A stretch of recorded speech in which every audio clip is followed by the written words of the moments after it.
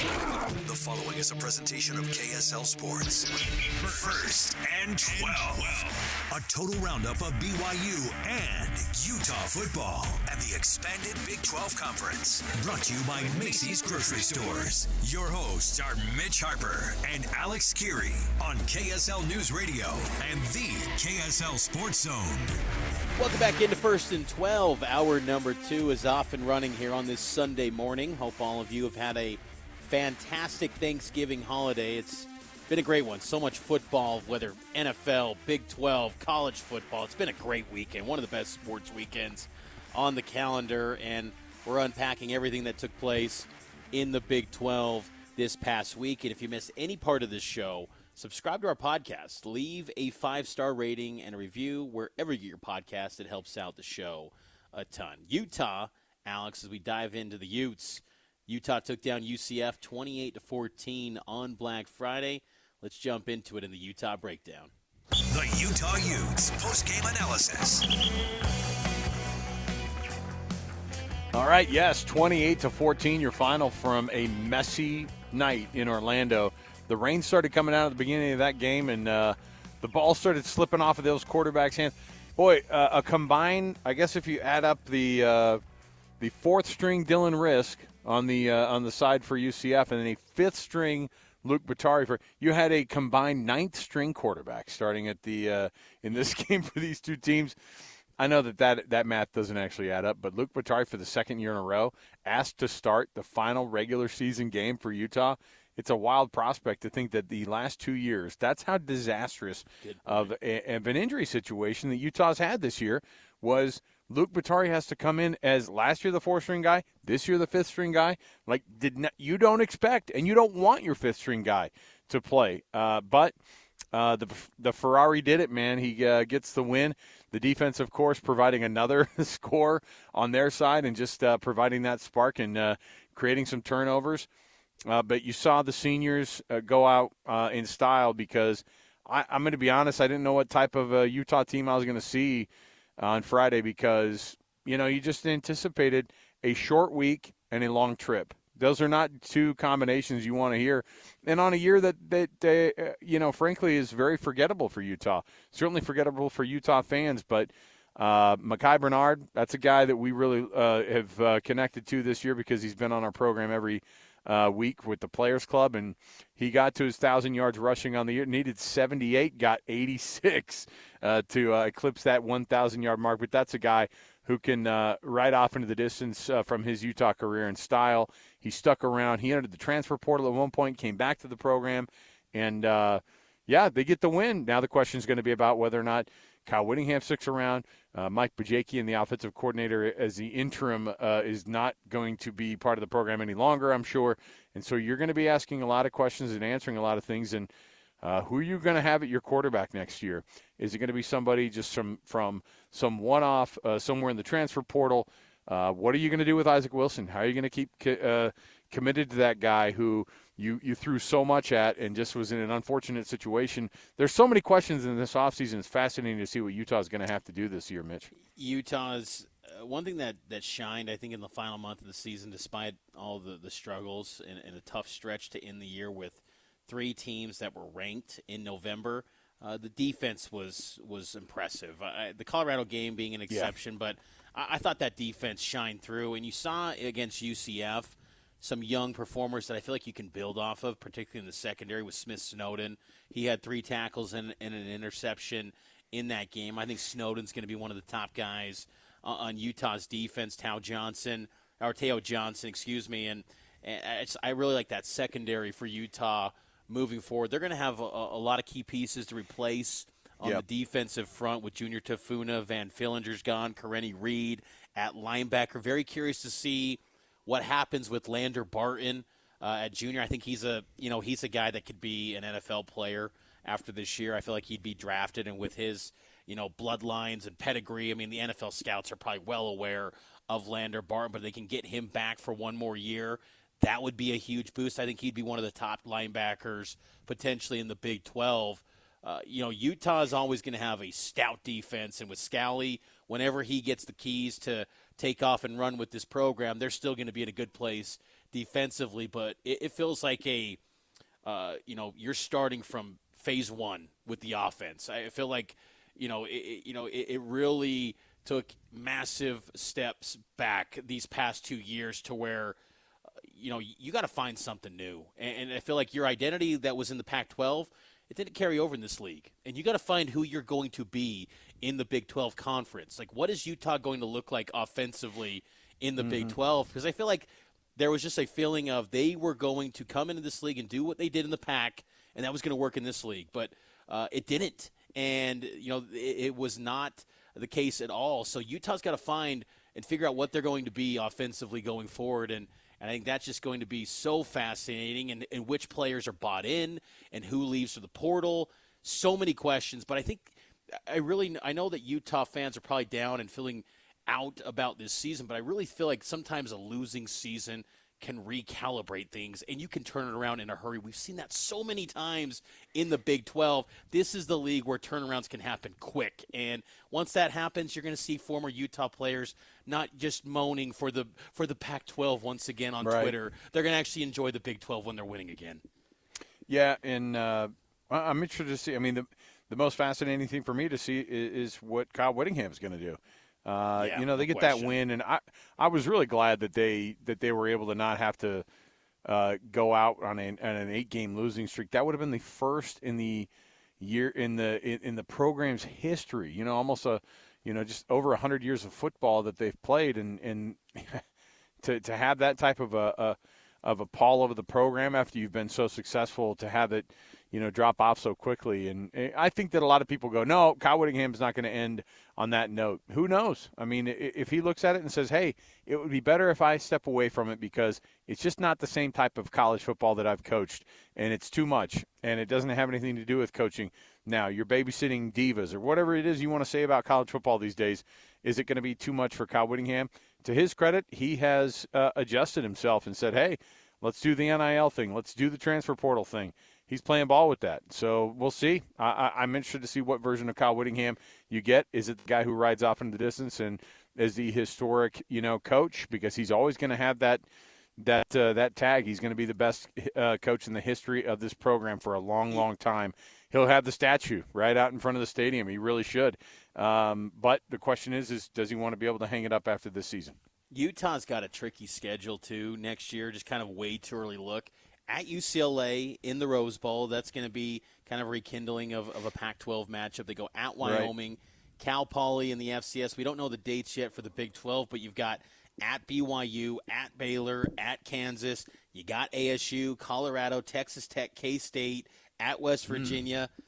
That's a bear. I mean, look. Those are tough. Those are tough. We can think that something's tough, and then it just totally flips on us. Yeah, maybe it's not actually. Maybe, you know what, Mitch? I've changed my mind. It's the easiest schedule in all the Big 12. Let's just call it the easiest slate. But just what it looks like right now, that looks pretty tough. And so you got to get things right offensively to have that turnaround for Utah. But I think it's a nice building block, though, to know that, and you saw signs of that with the young personnel, particularly in the secondary, what the defense can be in the future. And you brought up Mekhi Bernard, too.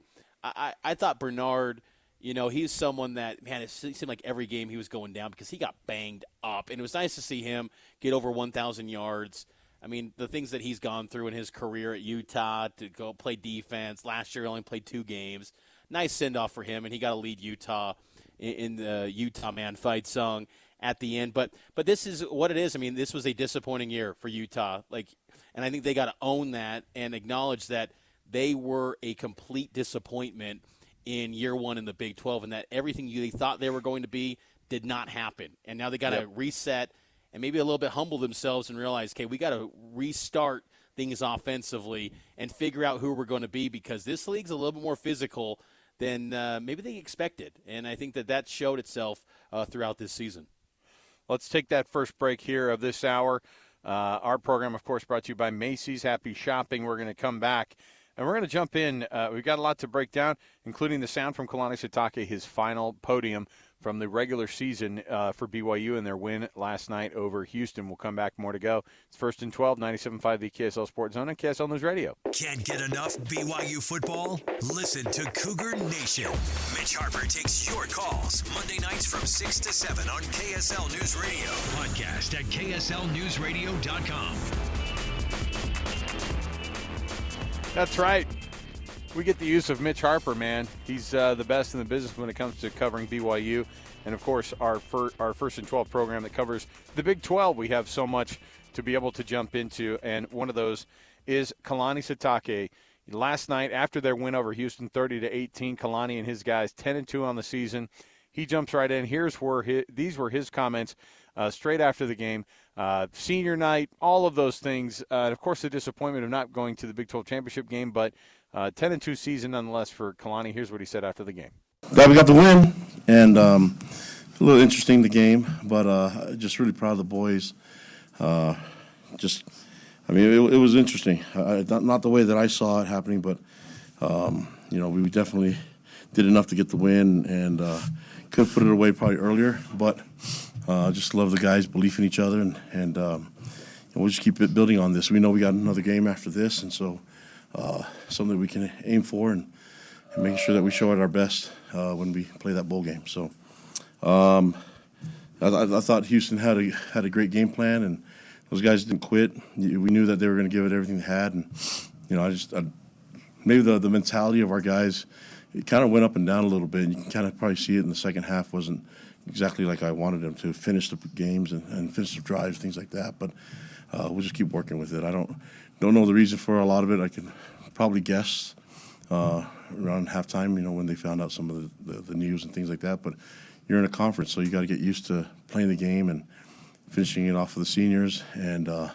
getting down on things. So can't really worry about the result of games, and just got to worry about what you have and what you can control. So this is a good example of that. So what questions do you guys have for me? Is that when you found out of the result of the Iowa State game and the team, or did you not want them to find out at all? Come on. They're going to find out everything. So I found out at halftime, and I think probably a lot of them did too. And but that's just, you just got to keep playing. I didn't think that there was a lack of effort. There was just a lack of concentration and maybe a little bit of focus. But the guys kept fighting along with it, man. That's you have to give a lot of credit for Houston making plays, but we made a ton of mistakes. I think you put the defense in a really tough situation when you fumble the ball and you don't put up the points, and I think it was like 5-yard line or so, and then we got to stop and punt it and then muff it. It was like back-to-back, change of just a change of pace and putting the defense in bad spots. But I thought the defense responded well to both those. It was a drive that got them to score.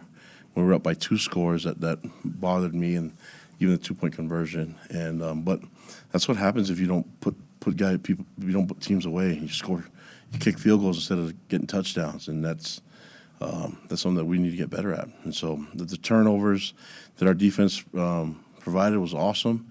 The turnovers that we gave up, not good. So saw a lot of good things. I don't want to keep being down on it, but we can play better, and that's my job as the head coach, to make sure that we're playing better. And it's just kind of weird too that even the lack of discipline, some of the penalties, and even the pushing. It was chippy all night, and didn't have to be like that. So I just felt like we're not playing like our normal selves, and that's what I got to get going. I got to get these guys back on track of what they can do, and focused on our goals rather than some of the chippy things that happen. Just a lack of focus. What do you think getting back to 10 wins in a single regular season means for you and for the program? Well, it's really good. There's teams that haven't gotten as many wins that everybody thought that they were going to get it, and nobody thought we were going to get these wins. And the problem is that we thought we were going to get 2 more. You know what I mean? And because we didn't take care of business that way, we had to rely on the tiebreaker system. And so this is a great lesson for us to learn that you can't keep making mistakes and trying to find ways out of it. And although you can be grateful for squeaking one by and making plays, and even some of them being a little bit miraculous, you can't make that an every week thing. if we just do our job and play like we know we can, minimize the mistakes, and I think we'll be in a really good spot. But the fact that we got 10 wins, the senior class, I mean, I think they had three seasons of 10 wins or more. You know what I mean? So that's a huge accomplishment. That's their legacy. I'm not sure how many 10-win seasons BYU's had. Brett, you can. It's our 19th, and so they can be proud that they got 3 of them in their career. So, but this is great because we're in an awesome conference. The playoffs are really cool. Everybody's talking about it, so everything matters, you know, towards the end. And we're ranked. I mean, I imagine we'll still be ranked, you know, after this weekend. So we look forward to being ranked and going to play this bowl game and developing a lot of what happened last year is we missed the bowl game. We didn't take advantage of the opportunity to develop guys during that time, and so this is going to be really valuable for our program to get the young guys, get our depth better, and then have those extra practices. So that's what we're looking forward to getting done and taking advantage of that and springboarding us into the 2025 season. Yeah, I mean, I just wanted to pick up the stinking ball. You know, I think we had a chance to pick it up, scoop and score, and then didn't work out. And then they picked it up, and then we got the ball back again somehow. Yeah, it was just the ball, the hard surface, the frozen surface. You know, us having this kickoff at 8 o'clock. I mean, it was a hard surface to play on. It's very slippery and slick, and so we just had to. It kind of reminded me. You remember the San Diego State game? We had kind of like this time, and you just have to. That's just part of it. I mean, I saw other games that had way worse weather, so let's just be thankful for the fact that it wasn't, you know, too bad. So, but that's the game. It feels good to play really cool games and conference games this late. When we were in Independence, it was like an FCS game, or we were really looking to get some things going in November. And I think this November we finished. I think we were 2-2 in November, and I'd like to see us be better. So we've got to find a way to get better in the off season so that we have a more successful November. But that's hard to do when you look at the conference and the parity and the difficult matchups. It's not an easy task, but you don't really win them week to week. You win them in the off season. That's what we're looking forward to accomplishing. Tyler Batty had a big game. In his final home game, what's he meant to this BYU program? He's huge, man. He's such a big time leader for us. He's done it by example. He's done it with his leadership and his voice, obviously, and the guy has so much passion for the sport, but he has so much passion for the school and for our fans, and I hope people can appreciate him. He has a definite future in the NFL. I mean, we've seen him. He's a big body, 6'5", 275, 280 pounds, and so he definitely has an opportunity to play the next level. We know that, and I'm glad that he decided to come back this year and then do it right and help set our team up for the success that we had this year. And I know he's excited we got the win, but he's going to be that type of guy that's going to keep trying to get the guys to keep getting better, and he's going to always be back here, just like we had a bunch of alumni here at this game tonight. So we saw Retzlaff went into the medical tent early in the game. What was that about, and how much of an impact did that have on him and the rest of the game's performance? He's fine. He's tough. I think he's just trying to get attention from you guys. I don't know. Was it his hand? Maybe he was just peeking just to check in if there's any fans in there hiding out. I don't know. I thought that was odd, right? That was pretty cool. But I thought that was kind of funny when people showed that to me. I thought that was interesting. I mean, we were all sitting around. I mean, he probably had the best, most comfortable spot in the, on the field. But no, I think Jake, he put so much in this game, and we asked him to run the ball quite a bit and to do a lot of things with his legs. And I think he got maybe banged up a little bit. He's bleeding a little bit. He'll be fine though. He's a tough kid. What is the biggest value of having these extra practices getting ready for the bowl? Yeah, the biggest value is that we get to spend more time together, and we can try to find more of a rhythm still on offense and defense and special teams. There's a lot for us to still learn defensively. We still made a lot of mistakes. We talked to Jay, the defensive coaches, and the defensive players made a lot of mistakes. And then obviously on offense, it's just finished drives, but also we got chunk yardage, and then it's just create the momentum. I don't think a lot of the stuff that stalled our drives were really what the defense was doing. Is stuff that we were kind of mistakes that we were making. So it's hard to accept or see those things happen in game 12. You know what I mean? Especially for me, I just want to get upset and demand more. But this is a good chance for us to work on it. Last year when we weren't able to work on it, even though you knew there were some deficiencies that you could address, it's hard to do it when you can't get on the field. And so now we can get on the field, practice, see the film, and then actually go out and execute some plays and get in a better rhythm. Last two questions. Now that you get to see this every year here. when you do the senior walk, but is it different every year? Is it the same every year? What was it out there tonight? Yeah, obviously happy that we won the game because that makes it a more cheerful walk than last year. And I think last year was the Oklahoma game. Played well, but I think that was an early kickoff too. So, but I think it's just a good time whether we win or lose or whatever the result would be. Is that you give a lot of appreciation to the guys, and just seeing them walk is just kind of like it's just for me. It takes me back to see all the things that these guys have done, the change that they've made, literally been on a path to becoming a man, from a young man to a man in adulthood, and I wish I could take credit for it. It's just the path that the parents set them up for, and I'm just really grateful that I had a part of seeing them grow, literally grow in body, but also spiritually, mentally, physically, but in so many different ways, and saw these guys really start to love what they do and find a passion for so many different things and enjoy each other's company. And I think they're going to do some amazing things when they leave here and go into the community. It's going to be awesome. And I know their parents are really proud of them too. Last question with Matt. Now that league play is over, has it surprised you that the Big 12 hasn't had more teams ranked higher in the college football playoff rankings up to this point? Yeah, I don't. I wish I could have an answer for you on the rankings, guys. And all I know is we weren't ranked at the beginning of the year, and we are now at the end, and that's all I care about. Even though we're sitting here at 10-2, I know my mind just goes back on what could have been. You know what I mean? But I have to take some hesitation and to appreciate the journey that we've been through and the things that we accomplished. And you guys have seen it. You guys have been here every week, and you've seen every game. You've seen the improvement and the team, the connection that they have to not only you but to the fans and to each other. And you can see that the culture is working, but there's a lot of things that we can do to even get better as a program, and that's what I look forward to getting done. So that this is just really still just the beginning. This is year 2 in the Big 12.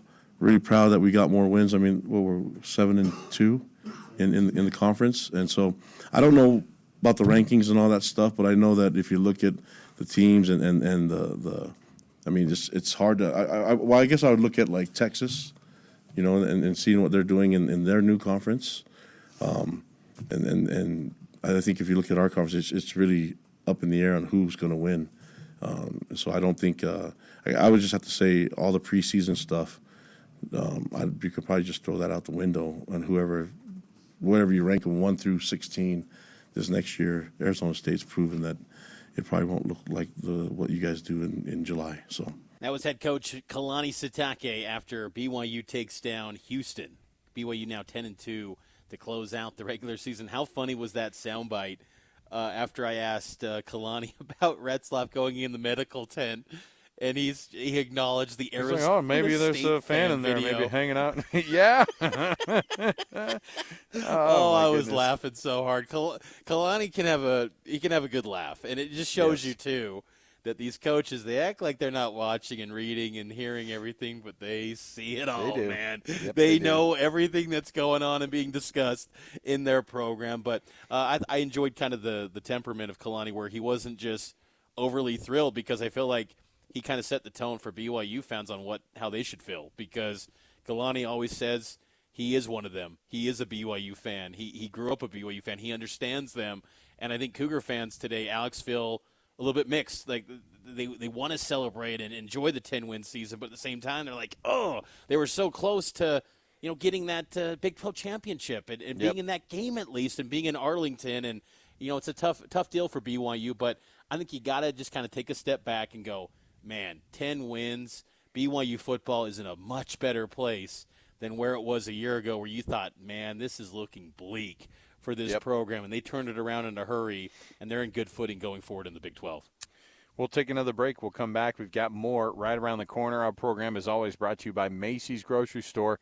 Get the freshest fruits and vegetables from your local favorite brands and all of the best produce you can imagine. From the folks at Macy's, happy shopping. The following is a presentation of KSL Sports. First and 12. A total roundup of BYU and Utah football and the expanded Big 12 Conference. Brought to you by Macy's Grocery Stores. Your hosts are Mitch Harper and Alex Kirry on KSL News Radio and the KSL Sports Zone. Year one of the 16-team Big 12 football era is in the books. Regular season is in the rearview mirror, and it was an eventful one. So many twists and turns in this crazy, unique conference that is still taking some time. It's going to take a few more years, I think, to get a feel of one another, but you could sense the intensity in many of these games as the home stretch to Arlington took place, and we got the Big 12 championship game now in front of us next week. Arizona State and Iowa State will square off for a Big 12 title. Mitch Harper, Alex Kirry with you.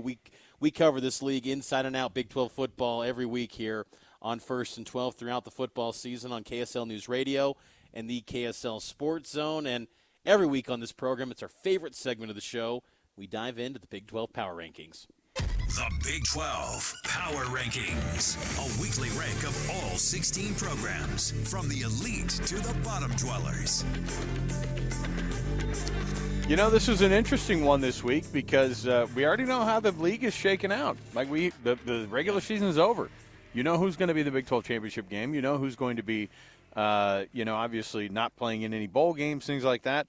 So from a standing standpoint, Mitch, it's already just right in front of you. All season long we bicker about it, but somehow we have found a way to still argue about some of these placements of the power poll this week. And I think we came up with one where we are both in agreement. And so let's just jump in right here with the very bottom of this conference. Maybe the biggest, weirdest turnaround, the worst type of turnaround, and that is to go the other direction. Mike Gundy and the Oklahoma State Cowboys are 0-9 in conference, and they end the season after going 3-0. They end the year at 0-9, a 9-game losing streak, including every single one in conference. It's an absolute shock. It is, and Arizona was an absolute shock. They check in at number 15 as we work away from the bottom to the top this week. Arizona was a huge disappointment this season to finish 4-8 after last year. I mean, just for context, last year at the end of the season, Alex, I thought they were one of the 5 best teams in college football. I thought they could go toe-to-toe with anyone in the sport nationally. They were playing they were at such a high level, and to finish 4-8, man, what happened? And I think a lot of people in Tucson are pointing to Brent Brennan. Feels like next year is going to be a critical year for him, that he's got to turn it around because there's going to be a lot of finger-pointing. When you have Tet McMillan and Noah Fafita and you only get 4 wins, man, that's a missed opportunity. You think about all the talent that Oklahoma State brought back, that Arizona brought back. UCF comes in at 14, and we were wondering about this one. Obviously, you put Utah ahead of them because Utah beat them head-to-head, but UCF absolutely fell off, and part of the reason is because that program is going to have to be torn down to the studs. They're going to have to figure out a new head coach, as Gus Malzahn announced after the game. I'm taking a job at Florida State as their new offensive coordinator. Utah checks in at 13. Again, a team with a lot of expectations, a ton of talent as well, and a lot of senior leadership, and so much of it just evaporated this year with the injury of Cam Rising, and then just devastating injury after devastating injury.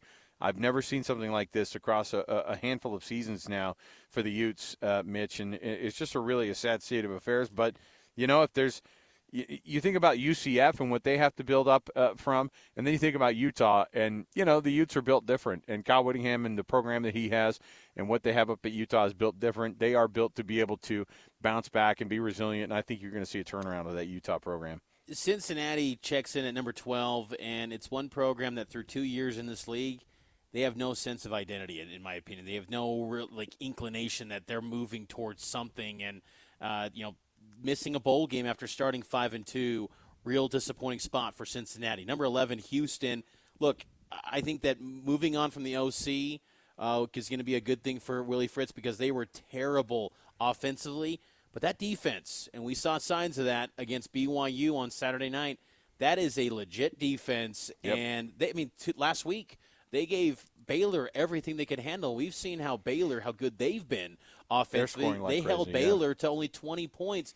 Houston's got some potential, and it's weird to think though that Houston is probably going to be built on defense because historically you think Andre Run and Ware, gun. Klingler, Case Keenum, great offensive play, but it feels like it's going to reside on the defensive side for Houston. And number 10, West Virginia Mountaineers. They got to 6. They're going to go to a bowl, but it still feels like that fan base doesn't like Neil Brown.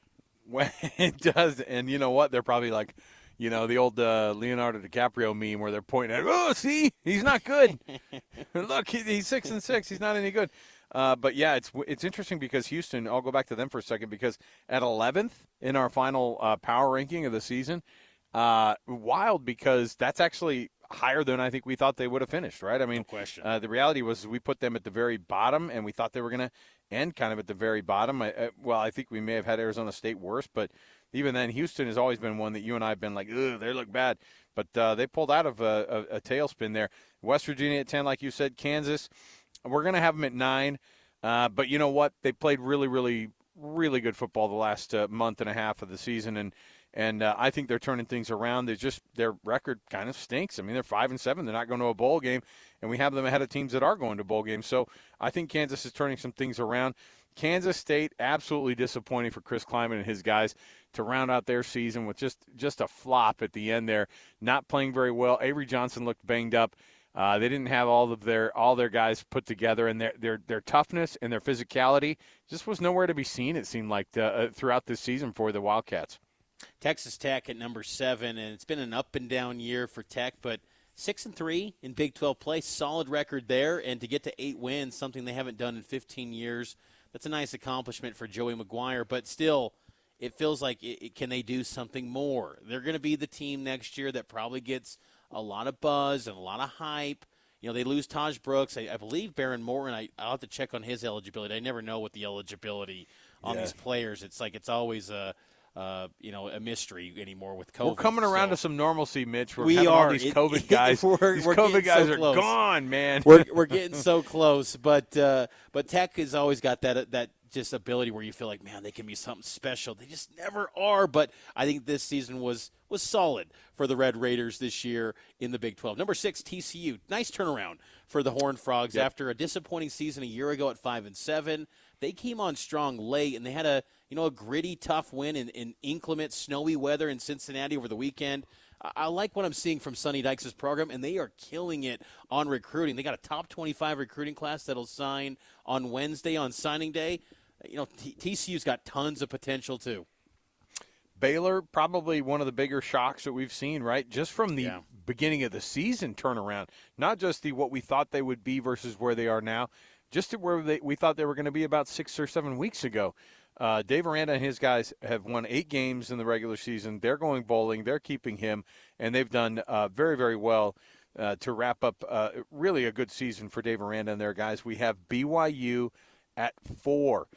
Considering that a couple of weeks ago you had them at the very top of the list because they were undefeated, 2 out of 3 weeks that they've lost, of course, put them on a different track, and so they end up at 4. And I think that's about where they are right now because Colorado seems to be playing better football, I think, overall, even though Colorado has a worse overall record. BYU is 10-2, and Colorado's 9-3. But I don't know. It just feels like Colorado's playing a little bit better football right now. And frankly, I think number 2 on the list might be playing worse football than number 3, but you know what? Colorado, you don't beat Kansas, and you join BYU underneath where you should be because you're not in the Big 12 championship game.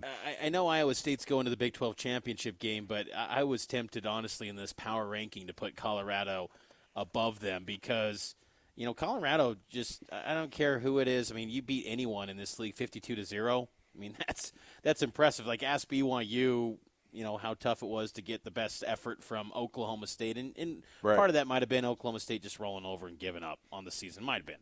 But, Iowa State, they have not Rocco Beck's not sharp right now. No. Abu Sama's not the runner that he was last year. And frankly, they look a little bit out of sorts. And, Matt Campbell has his guys dial up usually. But their best football was toward the beginning of the year. I think BYU fans can probably relate to something like that. Iowa State kind of plateaued. And that is not where the number one team in the entire conference is, not plateauing. They're absolutely skyrocketing in the stock market of Big 12 football. Arizona State is our number one team at the end of the season in our Big 12 power poll, and they deserve to be there. They're going to be the Big 12 championship game in Arlington, and I just don't see them losing to this Iowa State team in the championship game. Arizona State, what an impressive performance in Tucson in a rivalry game, and getting the message home from Kenny Dillingham to finish the job, because they've had a tendency in past weeks to kind of let the team get back into it in the second half. K-State, BYU, they did not let that happen against Arizona. And I just thought, Leavitt was brilliant too. We all know about Scadaboo, but Leavitt, the quarterback, I mean, he's starting to get comparisons now from Arizona State fans. Is he their new, Jake Plummer? Like, he's kind of that guy. And with him being a redshirt freshman, if he stays around and stays committed to the desert, man, you're talking about a guy that could be a 3-4 year starter, and he's doing this already. You can't ever assume anything in this league because it's so volatile from one year to the next. But to get to this game after low expectations, and again, to factor in where they were as a program. I mean, Herm Edwards burnt that house down. I mean, Arizona State was left with nothing. And Kenny Dillingham steps in. He gets a bowl ban last year from self-imposed from the school. Had no idea that was coming and just kept working. And, look, Kenny Dillingham's a character, and he's probably going to be one that has a lot of detractors probably in this Big 12, but he's got a strong, contingent. He's really activated, as he says, the Valley, and they're supporting that team for once. And I'm with you, Alex. I think they're going to smoke Iowa State, and I just think that Arizona State is going to show up, and they're going to get to the playoff. And you know what? I hope Arizona State, whoever they play in the playoff, Notre Dame, whoever it ends up being, I hope they give them a game. And I think they could, because they are playing at their best at the right point of the season, and it's great to see. No, look, if Arizona State plays Notre Dame, no question. Like, what about an Ohio State team even that didn't have any offense? Like, if they get kind of plugged into the college football playoff for no reason, you could see Arizona State showing up and showing out, because, again, it's about how you're playing at the end of the season, and they're playing phenomenal football right now.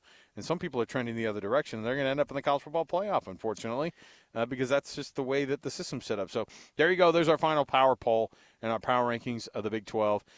So there you go. We'll take the break here. We'll come back. We've got more to break down for you. We just have tons to talk about still, even though we only have that 1 week left of the conference championship game itself. We'll come back. More to go. It's 97.5 the KSL Sports Zone, and it is, of course, the KSL News Radio, where you can always find Mitch Harper on Cougar Sports Saturday and on Cougar Nation. We'll be back. More to go. Read all the stories about BYU sports no one else has heard. Go to KSLSports.com for exclusive columns by BYU insider Mitch Harper. That's KSLSports.com. Final segment of the final hour of First and 12 right here of this 2024 football season. Mitch Harper, Alex Kirry, thanks for being with us. Our program is always brought to you by the folks at Macy's. Get the freshest fruits and vegetables from your local farms and your local favorite brands. Happy shopping from Macy's. Macy's, of course, awesome sponsors of First and 12. We appreciate their patronage throughout the season and keeping this program going here for us. Mitch, let's jump in a little bit here, because we don't have a conference slate to go through here. We got a conference championship game between ASU and Iowa State. We mentioned a little bit about how we think that thing's going to go. But the conference overall, what's the health of this thing? Because it's only 2 years of this 16-team conference. You've got a shoot-from-the-hip, wily, energetic commissioner who obviously wants a lot out of this conference. He wants to see them grow. But I think that they were hampered a little bit by some of their own success. I mean, in a weird way, the top of this conference was winning so much this year, and all beating themselves and all beating each other, and even the middle of the conference started to wake up and beat some of those teams as well. You had a very competitive conference that, according to other people from the outside looking in, looks like a conference that just is not as good as the other big conferences across the land, and I just don't think that's true. I'm with you completely. I mean, this is a good football product, and it's maybe they don't have the 90,000 seat stadiums, maybe they don't have the fan bases that'll go, poison a tree after a rivalry game. I don't know. Like if that's what it's measuring, the just means more stuff. I don't know. But this Big 12 has got some really good coaching, some great resources, committed to winning at the highest level universities, and it's going to be highly competitive. Now, I think going forward and in the near future here, in Arizona State, if we do see them get into the playoff, they've got to win. This league has got to win in the playoff to earn respect, because clearly the College Football Playoff Committee has set the message that they view the Big 12 a little bit above the Group of Five, and that's frustrating and discouraging, quite frankly, because it might be even less respected than in some Group of Five programs, because you see Boise ranked higher than ASU. I think that they've got to get into the playoff and they've got to win. Brett Yormark made a bold decision to have a look-in clause, I believe, in year 3 of the college football playoff, where they kind of reevaluate things, because right now the Big 12 has the lowest playoff distribution cut in the playoff money. And he fought for a look-in clause to kind of reevaluate things after the 3rd or 4th year, and in hopes that the Big 12 can get a bigger cut of revenue. Well, after the first year of this 12-team iteration, it feels like it's trending towards the Big 12 is going to be on a pace to stay as the 4th, biggest cut or smallest cut among the power conferences. That's got to change. And, the Big 12's just got to go into this playoff and win. And I think Chris Kleiman, as you noted, the head coach of K-State, he pointed out that in spring meetings coming up, they have got to, identify and really fix their ways when it comes to football and maximizing their bids in the playoff. Because, you could see a situation now in the ACC where maybe 3 teams, maybe not now with Miami losing, but SMU and Clemson maybe could get in still. If SMU loses to Clemson, they still maybe could qualify for an at-large bid. That's just crazy to think, because I feel like the ACC does not have the depth that the Big 12 has, but yet they're kind of in the ones that are in a much better position than the Big 12. So something's got to change, and that Brett Yormark's always going to be aggressive when it comes to potential realignment moves and things like that, but the football product has to get better in this league, and they've got to have a top dog every single year that without fail you just kind of go, oh, yeah, in the preseason in July, that team is going to be in the mix. And right now they don't have that, and I think that kind of hurts them. And I hate how that's a thing in college football, but really the preseason hype and buzz, it needs to be completely thrown out, but yet this committee kind of latches on to these – this team, they got all these 5-star recruits, and they look good getting off the bus, and they got the game control metric, and they got this and that.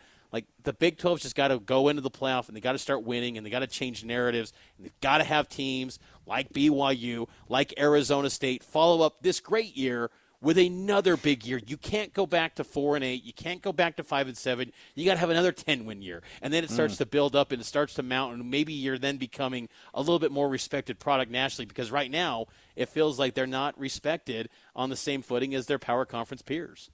The thing that's weird about this conference and the unfortunate thing about college football, Mitch, is that their biggest marketing piece in the offseason is, hey, let's throw together some preseason rankings. Let's throw together some way too early rankings.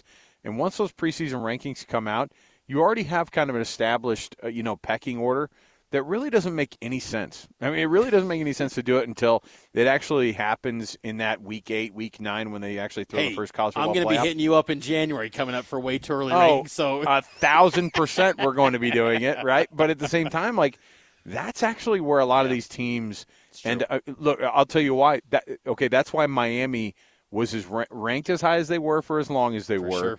And we're still just kind of hanging around that mid-single digits until they finally lost to Syracuse for the second. I think they're not even in the ACC championship game. It's going to be SMU and Clemson.